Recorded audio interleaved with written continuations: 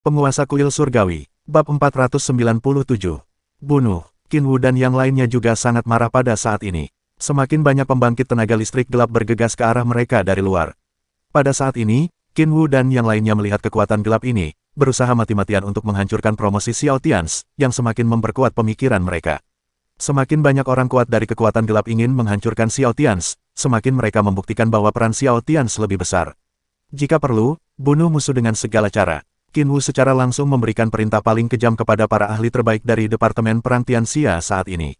Hanya karena promosi Xiao Tians terkait dengan masa depan, dunia ini telah sepenuhnya berubah menjadi dunia kegelapan, dan pasukan kegelapan yang tak ada habisnya mulai menyerang dengan ganas. Bas, saat berikutnya, aura besar Tuan Dao tiba-tiba menyelimuti semua orang di Departemen Perang Tianxia. Kekuatan tempur gelap yang menyerang semua orang di Tianxia tiba-tiba memiliki kekuatan tempur yang sangat lemah. Tetapi pada saat berikutnya, semua ahli terkemuka di Departemen Perang Tianxia mengambil inisiatif untuk melarikan diri dari jangkauan Tuan Dao Xiao Tians.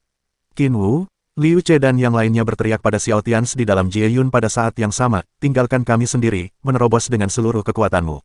Cepat, bum bum bum. Setelah Qin Wu dan yang lainnya meraung, mereka bergegas langsung ke kedalaman kerumunan pembangkit tenaga listrik gelap. Pada saat ini, aura Xiao Tians di dalam awan bencana hitam melonjak dengan cepat, dan bayangan matahari berukuran 10 kaki di belakangnya mulai mengembun. Xiao Tians, dengan satu pedang dan satu pedang, terus menebas petir hitam yang datang ke arahnya dari dalam awan perampokan. Hanya saja kilat hitam itu menjadi semakin banyak, dan menjadi semakin kuat. Pada saat yang sama, di garis depan 5 dinasti di benua barat, sekelompok prajurit tingkat raja dari 5 dinasti yang mengejar sisa-sisa kaisar memanfaatkan kemenangan tersebut menemukan bahwa para kaisar yang baru saja melarikan diri ke segala arah atau bertempur sampai mati bersama mereka. Mata Cao Chanian sangat merah saat ini, dan mereka berbalik dan bergegas menuju ke arah Departemen Perang Ular Perak. Tidak hanya kaisar dinasti Chanian, tetapi juga binatang Dao teratas di garis depan semuanya bergegas menuju sisi itu dengan mata merah pada saat ini. Apa yang terjadi di sana, hingga membuat sisa-sisa dinasti kekaisaran dan monster tingkat atas ini kehilangan akal sehatnya? Sesuatu pasti telah terjadi, tidak peduli, kejar mereka dengan seluruh kekuatanmu. Ada juga orang kuat dari pihak Tianxia di sana sekarang, kita tidak perlu takut, bunuh. Setelah Hill bergumam kepada Bai Xiong, mereka tidak lagi memikirkan hal lain meskipun mereka merasa ada sesuatu yang terjadi pada Departemen Perang Ular Perak. Ada banyak pembangkit tenaga listrik tingkat raja dari Departemen Perang Tianxia di sana, jadi mereka takut. Bunuh saja mereka dan bergabunglah bersama. Jadi pada saat ini, beberapa ahli tingkat manusia raja dari 5 dinasti, apapun situasinya, mulai mengejar ke arah barat dengan gila-gilaan. Di pantai selatan Departemen Perang Ular Perak, Dao Chen, yang telah memisahkan diri dari kamp penjaga aturan dan telah mencapai tingkat raja manusia, juga merasakan fluktuasi tirani dari Departemen Perang Ular Perak saat ini.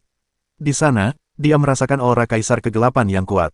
Tidak, kaisar hitam masih di sana. Sialan, apa yang terjadi? Bunuh. Dao Chen benar-benar cemas saat ini, jadi dia dengan cepat mempercepat dan bergegas ke sana. Dan ketika Dao Chen sedang melaju menuju Departemen Perang Ular Perak, dia dengan cepat memberitahu Dao Yi, yang baru saja berpisah darinya belum lama ini, kakak senior, sesuatu terjadi di Departemen Perang Ular Perak. Seorang kaisar kegelapan telah muncul di sana-sana, dan ini bukan hanya satu, jangan kembali sekarang, datang ke sini untuk mendukung, cepat.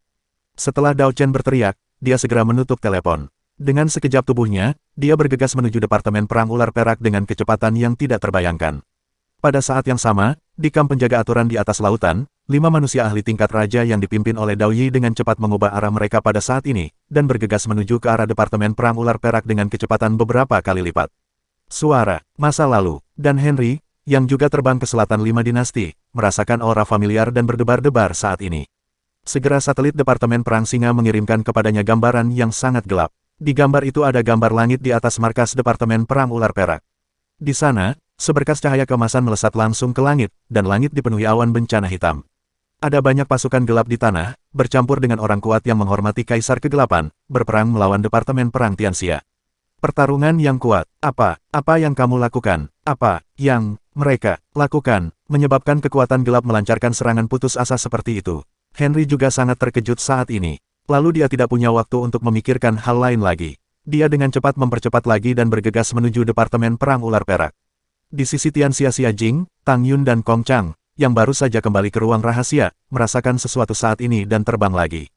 Pada saat ini, naga keberuntungan nasional dari Departemen Perang Tianxia di atas kepala mereka tiba-tiba menjadi gila. Dan mereka merasakan sedikit kegelisahan pada takdir naga nasional. Apa yang terjadi? Tang Yun dan Kong Chang dengan cepat membuat perhitungan mereka saat ini. Tang Yun segera mengerti bahwa sepertinya putranya lah penyebabnya. Tians, apakah kamu? Maju, ayo. Tang Yun merasa sedikit khawatir. Tapi sekarang Xiao Tians berada jauh di Departemen Perang Ular Perak di benua barat, tapi dia berada di pihak Xia Jing. Bahkan jika dia ingin pergi ke sana, akan sulit untuk sampai ke sana dalam waktu singkat. Ekspresi Kong Chang berubah, dan dia dengan cepat memanggil Mo Qian dan yang lainnya yang berada jauh di benua barat. Namun, setelah panggilan tersambung, yang bisa dia dengar hanyalah pertempuran sengit di pihak Mo Qian. Din, Hall Master Xiao sedang menerobos Raja Manusia, tapi malapetakannya sangat besar. Sekarang ada lebih dari 20 kaisar kegelapan di pihak kita, serta sisa-sisa kaisar dan pasukan binatang Dao. Jangan bicarakan itu, situasinya mendesak. Mo saat Qian sedang berbicara, pertempuran dimulai lagi di sana. Apapun yang terjadi, lindungi kemajuan Istana Tuan Xiao dengan cara apapun. Ini perintah, jika tidak, segera keluar dari akademi. Kemudian telepon ditutup. Tang Yun menarik napas dalam-dalam, menatap Kong Chang, matanya bergerak sedikit dan berkata, terima kasih. Kong Chang mengerutkan kening dan berkata dengan ekspresi serius, tidak apa-apa. Qin Wu dan yang lainnya ada di sana. Puan Istana Xiao seharusnya baik-baik saja. Yah, Tang Yun mengangguk dan tidak berkata apa-apa lagi. Di sebelah selatan Departemen Perang Ular Perak di benua barat, Luo baru saja melarikan diri ratusan mil jauhnya. Kaisar Chanian di sampingnya menjadi kasar dan ingin segera kembali. Kegilaan Kaisar Kenian yang berkuasa di bawah komandonya membuat Luo sangat ketakutan. Saat berikutnya dia berbalik untuk melihat ke belakang. Dia melihat kegelapan besar di kejauhan. Dan di balik kegelapan, dia samar-samar melihat satu demi satu orang kuat kekuatan gelap tingkat kaisar, mengalir keluar dari pusaran udara hitam dan bergegas menuju ke arah Departemen Perang Ular Perak. Apa yang terjadi? Haruskah aku pergi ke sana? Tapi kemudian dia mengertakkan gigi dan terus berlari ke arah selatan. Dia melarikan diri lebih dari 10 mil sampai bawahannya di Cao Chanian mendapatkan kembali kejelasan di matanya sebelum dia berhenti. Kemudian dia berbalik dan melihat pemandangan di sana dari kejauhan. Sekarang ada jauh lebih sedikit orang kuat di bawah komandonya. Dia sekarang berencana bahwa meskipun orang kuat dari Departemen Perang Tianxia dapat membunuh Kaisar Kegelapan itu, mereka akan menderita kerugian besar, dan kemudian. Yah, kalau begitu, mungkin dia dapat membunuh mereka. Kembali, sederhana. Pada saat ini, mata semua pihak di dunia sekali lagi terfokus pada Departemen Perang Ular Perak di benua barat. Beberapa kekuatan mengetahui bahwa Xiao Tians sedang naik ke level Raja Manusia, sementara yang lain tidak. Tetapi semua orang tahu bahwa sesuatu telah terjadi di benua barat. Saat ini, pertempuran di markas besar Departemen Perang Ular Perak menjadi semakin sengit. Semua manusia ahli tingkat raja di Departemen Perang Tianxia juga mulai terluka, dan ahli tingkat Tao terkemuka itu terluka parah satu demi satu. Untungnya, dengan perlindungan Raja Pengadilan Perang Tianxia, semua orang paling banyak terluka parah, dan belum ada yang meninggal. Namun, musibah Xiao Tians semakin kuat. Awan musibah jauh di langit telah memadatkan aura yang telah mencapai puncak Raja Manusia, sebanding dengan serangan hantu matahari setinggi 4 hingga 5 kaki. Bum bum bum, daging dan darah di tubuh Xiao Tians terus meledak, dan kemudian, di bawah perbaikan energi Tuan Dao dan Raja Manusia Daoyun, daging dan darah baru dengan cepat tumbuh. Tapi kemudian petir hitam yang lebih kuat akan berkumpul kembali. Pada saat ini, semakin banyak orang kuat dari kekuatan gelap muncul dari beberapa pusaran hitam di tanah. Pertarungan antara para ahli terkemuka di Departemen Perang Tianxia juga menjadi semakin sengit. Pada saat yang sama, saat Xiao Tians menerobos dengan seluruh kekuatannya di kedalaman awan bencana hitam, sekelompok orang kuat dari Departemen Perang Tianxia di darat dengan panik menghalangi orang-orang kuat dari kekuatan gelap. Di ruang gelap terbesar jauh di bawah tanah di benua barat. Saat ini, ada lebih dari 100 peti mati besar di sana, dengan aura yang sangat kuat. Di atas peti mati besar berukuran puluhan meter di tengahnya, sosok Kaisar Hitam tiba-tiba muncul. Aura Kaisar Kegelapan yang masih tertidur ini jauh melampaui rata-rata Raja Manusia Puncak. Dia adalah Di Qiong dari benua barat. Pada saat ini, setelah kesadaran Di Qiong berkumpul, dia mengerutkan kening dan melihat ke tanah, diam-diam merasakan sesuatu. Setelah beberapa saat, Di Qiong bergumam, panggilan jalan gelap mengharuskan kita pergi ke dunia nyata dan membunuh seseorang. Apa yang terjadi? Mungkinkah setelah 2000 tahun, seorang jenius kuat lainnya telah muncul di dunia nyata? Sekali lagi satu dunia, setelah Di Qiong merasakannya beberapa saat, energi hitam di sekitarnya tiba-tiba berfluktuasi dengan aneh. Setelah Di Qiong merasakannya dalam diam beberapa saat, dia bergumam, sebenarnya, kamu mulai membuatku terburu-buru. Sumber kegelapan sedikit cemas. Siapa orang ini? Melihat sumber kegelapan begitu cemas, sepertinya dia dibandingkan kepada dunia saat itu. Apakah ini lebih mengancam? Mereka benar-benar mulai memanggilku. Oke, mari kita kumpulkan klon dan keluar dan melihat-lihat. Di Qiong berkata pada dirinya sendiri dan tersenyum. Lalu dia memadatkan klon. Klon dengan aura Raja Manusia Puncak berjalan keluar. Tetapi ketika klon Di Qiong hendak melewati penghalang tak kasat mata di depannya, tiba-tiba energi yang sangat panas meledak dari atas penghalang. Mencicit, mencicit, mencicit. Untuk sesaat, terdengar suara pelan seperti daging panggang dari klon Xie, dan aura klonnya, yang memiliki aura puncak Raja Manusia, dengan cepat turun ke level Raja Manusia. Jangka menengah. Dan tidak hanya itu, fluktuasi energi pada penghalang tak terlihat di depannya menjadi lebih kuat. Tampaknya jika dia berani mengambil langkah maju lagi, klonnya akan hancur total. Klon Di Qiong menyipitkan matanya, melihat lebih dalam ke penghalang di depannya, dan mencibir, "Oh, berapa lama kamu bisa menghentikan kami? Karena kamu tidak mengizinkan kami keluar, lupakan saja, aku akan menunggu sampai sementara lebih lama, diperkirakan tidak jauh dari kelahiran kaisar ini, dan ini adalah perjuangan terakhirmu, bukan?" Di Qiong mencibir, dan kemudian tidak lagi mempedulikan hal lain, tetapi pikirannya langsung menyebar ke seluruh dunia gelap di tingkat atas, pergi ke dunia ini dan bunuh semua orang kuat di Departemen Perang Ular Perak. Tidak, setelah Di Qiong selesai berbicara, ada lebih dari selusin kaisar kegelapan di dunia gelap di tingkat atas. Mereka menerima perintah dan bergegas menuju dunia saat ini. 5 menit kemudian, di langit di atas Departemen Perang Ular Perak, momentum Xiao Tians di awan bencana hitam telah mencapai puncaknya. Meskipun darah muncrat dari sekujur tubuhnya, lingkaran cahaya matahari berukuran 10 kaki di belakangnya hanya tinggal sedikit lagi untuk bisa menutup dan mengembun sepenuhnya.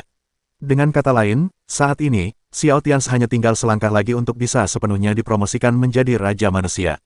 Di luar, pertempuran di bawah awan bencana hitam sangatlah sengit. Jumlah ahli tingkat kaisar dari kekuatan gelap telah mencapai lebih dari 40, dan bahkan kaisar kegelapan dengan kekuatan 4 Raja Manusia tahap akhir muncul secara samar-samar.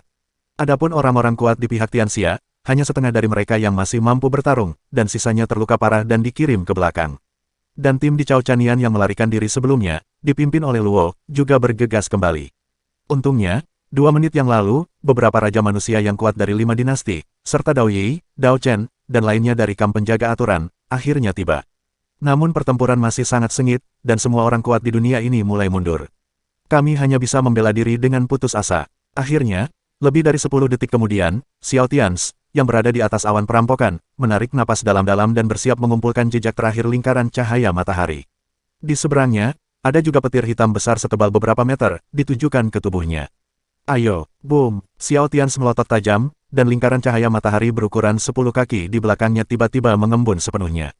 Untuk sementara waktu, Xiao Tians dipromosikan sepenuhnya ke tingkat Raja Manusia. Dan pada saat ini, petir hitam Raja Manusia tingkat puncak di seberangnya tiba-tiba menimpanya. Bas, di langit di atas Departemen Perang Ular Perak, awan jamur hitam besar tiba-tiba muncul. Itu adalah serangan di level puncak Raja Manusia, dan itu bukan hanya serangan sederhana di level puncak Manusia Raja. Dalam sekejap, seluruh medan perang tercengang, semuanya menjadi sunyi. Pada saat ini, semua orang tidak bisa menahan diri untuk tidak mengangkat kepala dan melihat ke arah awan jamur besar yang tinggi di langit. Bab 498. Bunuh mereka semua. Di tengah medan perang, ada seorang kaisar kegelapan yang berada di puncak mendiang Raja Manusia. Ketika dia melihat awan bencana hitam di langit, dia benar-benar terdiam. Setelah itu, dia mengira Xiao Tians sudah mati, jadi dia langsung memberikan semua perintah. Boom! Dalam sekejap, puluhan juta prajurit kegelapan bergegas menuju sekelompok manusia prajurit tingkat raja di dunia. Berjuang sampai mati! Berjuang sampai mati! Kaisar hitam yang Xia Dao Chen dan yang lainnya semuanya berteriak saat ini. Mereka tidak dapat mundur sekarang, mereka masih harus menunggu Xiao Tians berhasil dalam promosi. Saya tidak percaya Xiao Tians akan gagal dalam promosinya. Kamu lebih baik dariku. Aku tidak percaya kamu akan mati di bawah awan bencana ini. Xiao Tians, bangun. Jejak darah mengalir dari sudut mulut yang Xia, dan matahari melayang di dalamnya langit di belakangnya. Dia menabrak pusat pasukan kegelapan dan mulai bertarung sengit dengan pasukan kegelapan yang sangat besar. Bertarung sampai mati. Bunuh. Pelindung tubuh Kaisar Hitam tiba-tiba muncul, dan bayangan megah setinggi ratusan meter tiba-tiba muncul. Melebih-lebihkan kemampuan diri sendiri. Bas, saat berikutnya, ruang di depan Kaisar Hitam berfluktuasi, dan kemudian bayangan Kaisar Kegelapan tahap akhir tiba-tiba muncul di depan Kaisar Hitam, dengan pedang panjang hitam di tangannya. Juga menebas tubuh Kaisar Hitam. Kaisar Hitam dikalahkan dan mundur. Ketika Kaisar Kegelapan ingin mengejarnya, Dao Chen langsung memukulnya dengan bayangan matahari. Jika kamu ingin membunuh Kaisar Hitam, kamu harus melewatiku dulu. Bunuh. Seluruh tubuh Dao Chen memuntahkan darah Kaisar Kegelapan di tahap akhir Raja Manusia. Oleh karena itu, meskipun dia menyerang dengan seluruh kekuatannya, itu hanya akan mendorong lawannya mundur sedikit, namun tidak menimbulkan banyak kerusakan pada lawan. Oke, kalau begitu aku akan membunuhmu dulu. Boom! Tubuh Dao Chen langsung ditampar oleh telapak tangan Kaisar Kegelapan tahap akhir di depannya. Tapi kemudian sosok Kaisar Hitam bergegas lagi. Pada saat yang sama, Qin Wu di kejauhan dikepung oleh 2 Kaisar Kegelapan di tahap akhir Raja Manusia. Yang menghadapi Yang Xia adalah Kaisar Kegelapan yang berada di puncak tahap akhir Raja Manusia dan memiliki pertempuran terkuat kekuatan. Di depan Dao Yi dan yang lainnya serta sekelompok pembangkit tenaga listrik tingkat raja dari 5 dinasti, mereka juga berperang melawan Kaisar Kegelapan yang kejam. Ada pertarungan tim di sana, tetapi jelas bahwa jumlah keseluruhan manusia tingkat raja yang kuat di sisi ini lebih dari 10 lebih sedikit daripada Kaisar Kegelapan lawan, dan di jarak ke selatan, ada lusinan Kaisar yang dipimpin oleh Luo Chanian. Sudah sampai di medan perang. Semua prajurit Chanian yang kuat dari dinasti Kekaisaran, berkumpul di tempatku. Kumpulkan, Luo meraung, dan segera ke barat, lusinan prajurit Chanian yang kuat dari dinasti Kekaisaran yang telah mundur dari garis depan 5 orang dinasti berkumpul kembali. Tiba di sisi Luo, untuk sementara waktu, pasukan Kekaisaran Chanian di samping Luo sekali lagi bertambah menjadi 100. Bunuh, melahap orang kuat di dunia ini. Niat membunuh Luo melonjak ke langit, dan dia telah diserang secara diam-diam oleh sekelompok pembangkit tenaga listrik terkemuka dari Departemen Perang Tianxia. Dia pikir dia tidak punya peluang. Namun dia tidak menyangka kesempatan itu datang begitu cepat. Dalam sekejap mata, pasukan orang kuat dari sisi gelap bergegas ke dunia. Ini adalah kesempatan sekali seumur hidup. Hati Luo dipenuhi dengan kegembiraan dan keterkejutan, kemudian dia tidak ragu-ragu lagi dan langsung memimpin pasukan Kaisar Chanian untuk menyerang orang-orang berkuasa di dunia, terutama 5 dinasti. Meskipun orang-orang kuat di dunia ini sekarang sedang mundur, Luo masih tidak berani mengambil tindakan terhadap orang-orang kuat dari Departemen Perang Tianxia. Karena dia sangat takut dibunuh sebelumnya. Dalam pertempuran sebelumnya, Departemen Perang Tianxia lah yang memilih untuk membunuh Gu terlebih dahulu, jika tidak, dia bahkan tidak akan bisa melarikan diri. Puff puff puff. Orang-orang kuat di dunia ini mulai menderita korban, apakah mereka orang-orang kuat dari 5 dinasti, orang-orang kuat dari Departemen Perang Tianxia, atau orang-orang kuat dari kamp penjaga aturan. Dalam pertempuran tersebut antara tentara kegelapan dan dinasti Kekaisaran Ken di bawah pengepungan tentara, korban mulai bermunculan. Dan seiring berjalannya waktu, manusia ahli tingkat raja di belahan dunia ini mulai terluka parah, kekuatan tempur mereka terus menurun, dan bayangan matahari di belakang mereka mulai menjadi tidak stabil. Jika ini terus berlanjut, orang-orang kuat di dunia ini pasti akan menderita kerugian besar. Tians, bangun. Melihat situasinya menjadi semakin kritis, Qin Wu tidak bisa menahan diri untuk tidak menoleh dan berteriak ke langit di atas Jie Yun. Pada saat yang sama, orang-orang berkuasa di benua barat berada dalam krisis hidup dan mati. Ribuan mil jauhnya, di Departemen Perang Tianxia, Tang Yun dan Kong Chang sangat cemas. Tang Yun bahkan mulai merekrut pesawat tempur untuk ikut berperang. Sosok Gao Wei juga bergegas ke markas perang, dan dia juga mendapat kabar. Mata Gao Wei penuh dengan kecemasan. Pada saat ini, jauh di bawah tanah 5 dinasti, di ruang gelap tempat Di Qiong berada, pemandangan medan perang di luar muncul di depan Di Qiong. Di Qiong memandang orang-orang kuat di dunia ini yang terus mundur, dan tidak bisa menahan tawa. Oh, saya pikir ini adalah krisis yang sangat kuat, bukan? Haha, ayo kita bunuh mereka semua. Kupikir kehidupan terakhir ini akan sedikit berbeda. Kupikir orang kuat di dunia ini bisa memberiku kejutan. Haha, kalau begitu, ayo kita akhiri. Di Qiong He menggelengkan kepalanya dan tersenyum tidak menarik, lalu menutup gambar di depannya dan terus tidur. Tetapi ketika dia baru saja menutup pemandangan di depannya dan berbalik untuk pergi, tubuhnya tiba-tiba berhenti. Saat berikutnya Di Qiong tiba-tiba berbalik, dan adegan pertempuran di luar muncul di depannya lagi. Hah, bagaimana mungkin? Apakah ini aura Raja Manusia Yi Jie? Tidak, ini jauh lebih kuat dari Raja Manusia Yi Jie. Siapa orang itu? Apakah dia anggota Singa Kekaisaran atau 5 dinasti? Atau apakah mereka orang tua di kamp penjaga aturan? Pada saat ini, ekspresi Di Qiong tiba-tiba berubah. Pada saat yang sama, di dunia saat ini, ketika Qin Wu, Yang Xia, dan lainnya akan kehilangan dukungan mereka, Tang Yun dan Kong Chang di pihak Xia Jing ingin bergegas menyelamatkan mereka dengan segala cara. Tiba-tiba, ada sedikit fluktuasi di dalam awan bencana hitam tempat Xiao Tians terdiam untuk waktu yang lama. Fluktuasi dalam awan bencana sangat kecil, sehingga orang-orang kuat di dunia yang berjuang mati-matian di bawah tidak menyadarinya. Namun saat ini, awan bencana hitam yang awalnya sangat tebal telah berkurang sedikit. Pada saat ini, di dalam awan bencana hitam, bayangan matahari besar di belakang Xiao Tians, bayangan halo matahari berukuran 10 kaki, retak terbuka, dan kemudian bayangan megah berukuran 10 kaki, dengan aura dari wajah Xiao Tians tiba-tiba memadat dari dalam. Dan diam-diam, aura Xiao Tians yang sangat padat dan berukuran 10 kaki mulai berkembang dengan cepat. Dan kekuatan yang terkandung dalam awan bencana itu terus berkumpul menuju tubuh Xiao Tians pada saat ini. Huh. Sosok Xiao Tians muncul, dan jubah pertempuran hitam mengembun di tubuhnya.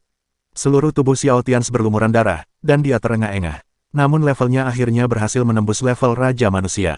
Dan saat Xiao Tians berhasil menerobos, Xiao Tians memiliki beberapa wawasan yang tidak dapat dijelaskan di benaknya.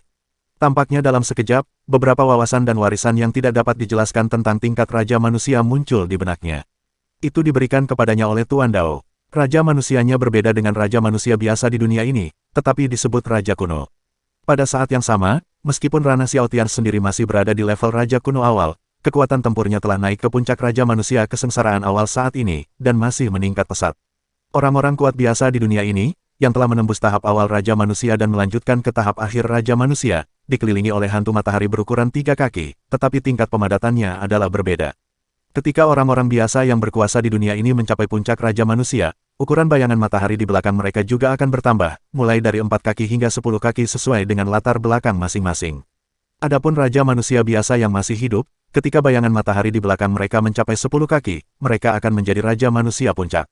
Kemudian di atas puncak raja manusia terdapat 5 tingkatan yang terbagi menjadi raja manusia kesengsaraan pertama, raja manusia kesengsaraan kedua, raja manusia kesengsaraan ketiga, raja manusia kesengsaraan keempat, dan raja manusia dari 5 kesengsaraan.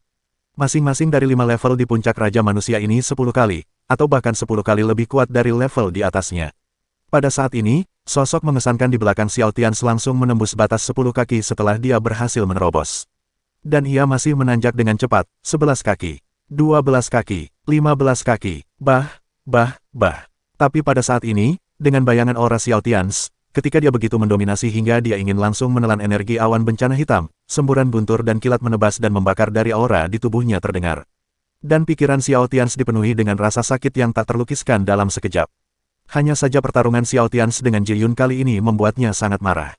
Saat berikutnya, Xiao Tians mengepalkan pedangnya erat-erat dan tiba-tiba berdiri tegak. Kemarahan yang luar biasa di tubuhnya tiba-tiba meledak dan dia berteriak, "Telan!" Fiu. Saat berikutnya, sosok Xiao Tians yang mengesankan membuka mulutnya lebar-lebar dan menelan awan bencana hitam di sekitarnya dalam satu tegukan. Bum bum bum. Untuk sesaat, bayangan kuat di belakang Xiao Tians telah meluas hingga berukuran 30 atau 40 kaki, dan ledakan datang dari dalam. Kemudian hantu auranya yang sangat besar juga memancarkan sambaran petir hitam. Mengentalkan, Xiao Tians berteriak lagi, dan langsung secara paksa menyatukan bayangan aura di belakangnya dengan tubuh fisik.